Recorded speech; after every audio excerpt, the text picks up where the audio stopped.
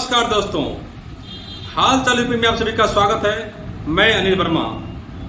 UP के जनपद महाराजगंज में 23 सितंबर 2022 को एक बड़ी घटना होते होते बच गई।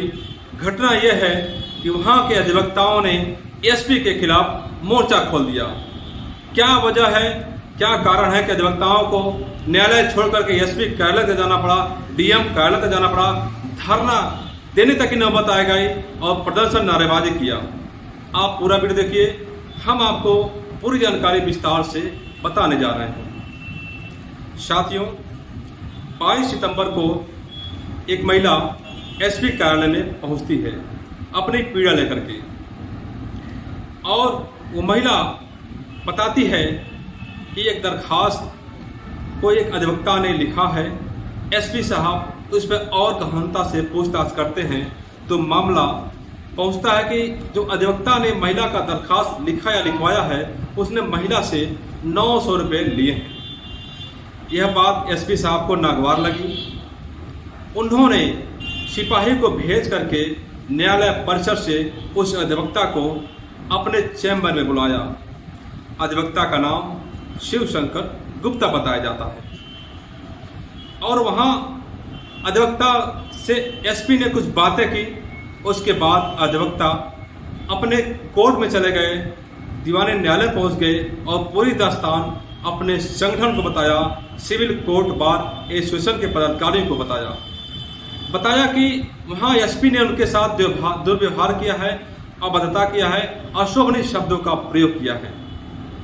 इसके बाद होता क्या है, 23 सितंबर 2022 को अधिवक्ता पूरे दीवानी न्यायालय के अधिवक्ता लामबंद हो जाते हैं, एकजुट हो जाते हैं और 11 बजे एसपी कार्यालय पहुंच जाते हैं। वहां जमकर नारेबाजी करते हैं, मुर्दाबाद तक के नारे लगाए जाते हैं।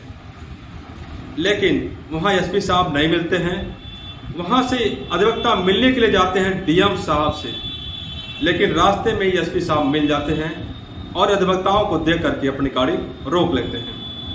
एसपी साहब को देख करके अधिवक्ताओं का गुस्सा और बढ़ जाता है और जम के नारेबाजी होने लगती है।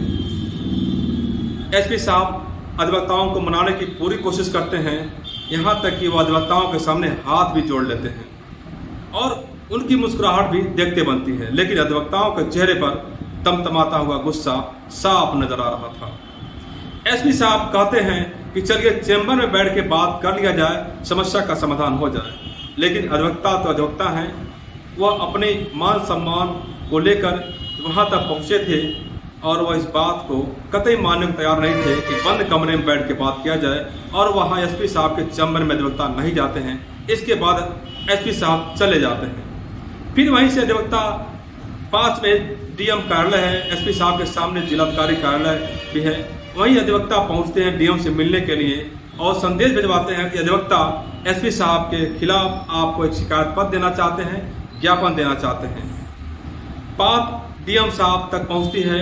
डीएम साहब किसी अधिकारी को भेजते हैं अधिवक्ताओं का ज्ञापन लेने के लिए, लेकिन यह बात भी अधिवक्ताओं को नागवार लगती है।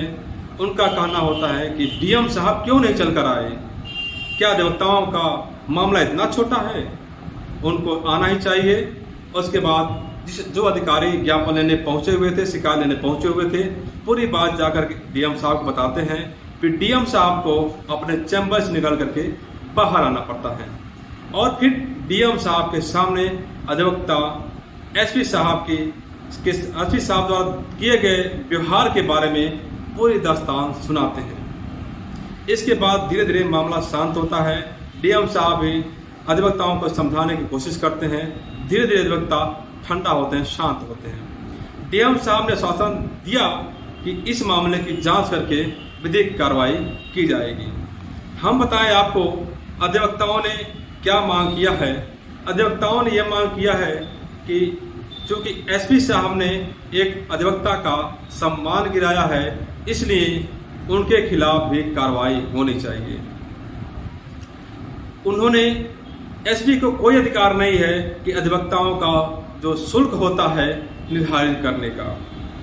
कई सारी बातों पर चर्चा होती है और इसके बाद अधिवक्ता यह कहकर वहां से जाते हैं कि यदि उन्हें न्याय नहीं मिला, अधिवक्ता का सम्मान नहीं किया गया, तो वह सड़क पर उतर करके एक बड़ा आंदोलन करने के लिए बाध्य होंगे।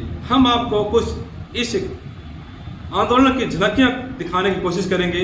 आइए देखते हैं कैसे कैसे क्या क्या होता है।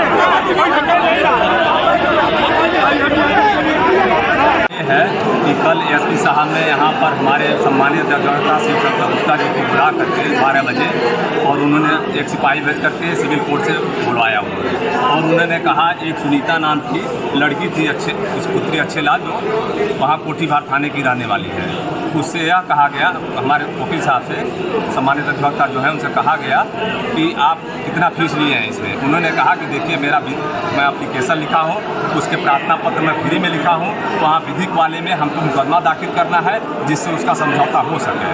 उसके संबंध में उन्होंने कहा कि यह मैं 900 रुपया लिया हूँ। उन्होंने कहा कि आप पैसे ले लिए 900 रुपया, और ज़्यादा अभद्र भाषा का प्रयोग किया उन्होंने, उल्टा सीधा बात किए, जिसकी सूचना हम अधिवक्ताओं को मिला और सारे अधिवक्ता हमारे काफ़ी आक्रोश में है।